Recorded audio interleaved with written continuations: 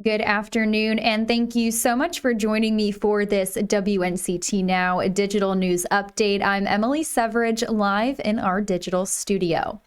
Governor Roy Cooper says North Carolina is about to enter reopening phase 3.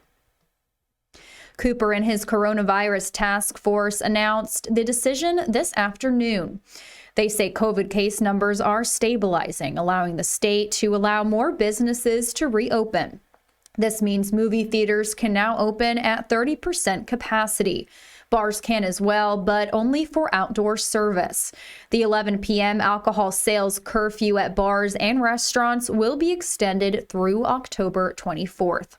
Phase 3 officially begins this Friday at 5 p.m. Kentucky prosecutors say audio recordings of grand jury deliberations in the Breonna Taylor case will be made public on Friday.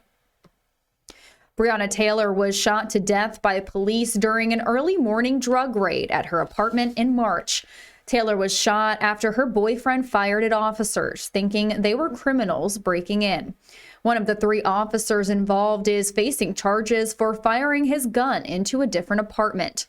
No one is charged in direct connection to Taylor's death. A member of the Taylor grand jury is suing the state to release the panel's deliberations. Kentucky's attorney general has asked the judge to delay the release to next week, saying personal information of witnesses has to be taken out. You can stay with WNCT for all of those latest updates. Stay with us, and we'll be right back with some more news after this short break. Side reporters are all across the East and in your neighborhood. In Tarboro, in Kinston, in Greenville, at Atlantic Beach. Covering local stories that impact you.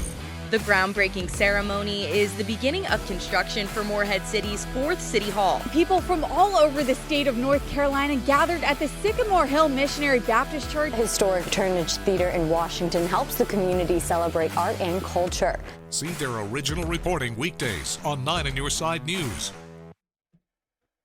Thanks so much for joining me. If you're just tuning in, I'm Emily Severidge, live in our digital studio, providing you with some late afternoon updates.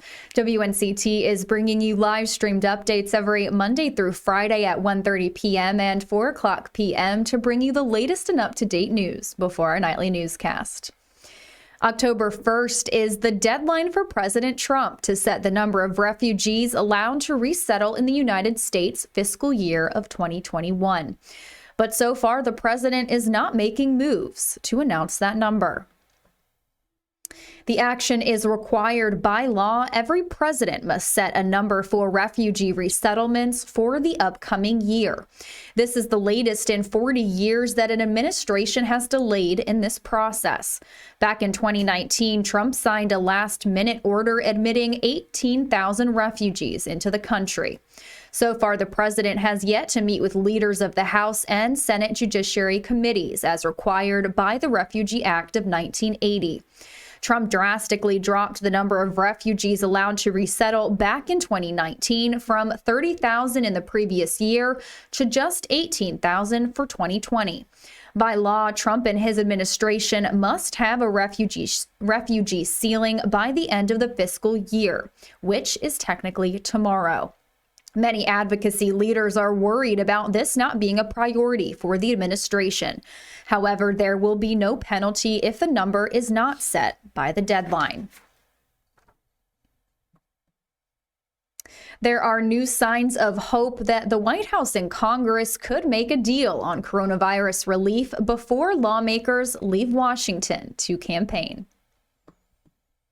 House Democrats are looking at a $2.2 trillion coronavirus aid package. Senate Republicans are opposed to spending that much. The Trump administration is working on a counteroffer, a package to spend around $1.5 trillion. It would include direct payments to Americans. Republicans and Democrats are hoping to find common ground soon. Well, that wraps up this WNCT Now late afternoon update. We have more news coming up for you tonight on our broadcast at 5 and 6. Thanks so much for watching.